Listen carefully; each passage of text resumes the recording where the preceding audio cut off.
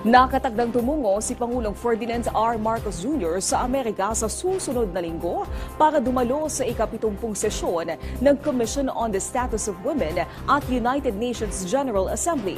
Dito inaasahang ipapanawagan ng Pangulo ang kapayapaan sa gitna ng tensyon sa Middle East.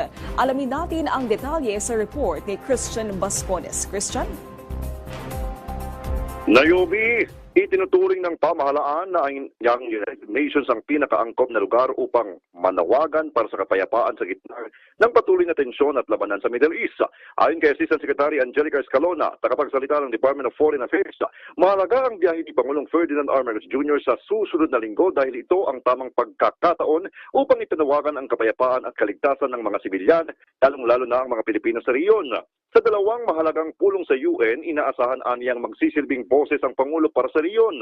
Hihimukin din aniya ng Pangulong Marcos ang mga bansa na igalang ang international law, kabilang ang United Nations Charter at humanitarian law, at hikayatin ng lahat na palakasin ang negosasyon para sa kapayapaan.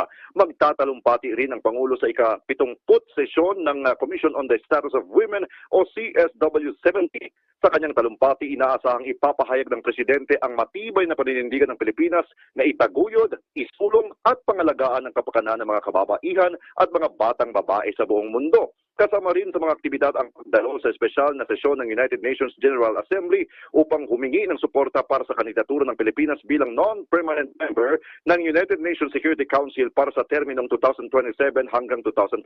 Sa kanyang talumpati sa UNGA, inaasahan ding bibigyan diin ng Pangulo kung paano aktibong nakikilahok ang Pilipinas sa United Nations mula pa nang itatag ito noong 1945. Kabilang sa mga athikaing isusulong ng bansa ang rule of law, multilateralism, sustainable development, climate resilience, humanitarian action, at ang pagpapalakas ng karapatang pantao. Inaasahan din na makakapulong ni Pangulong Marcos si Antonio Guterres, ang Secretary General ng United Nations, kung saan pag-uusapan ng sitwasyon ng digmaan sa Middle East at ang mga hakbang para mapanatili ang kapayapaan at kaligtasan sa buong rehiyon. Iyan muna ang latest mula sa Malacanang. Balik sa iyo, Naomi.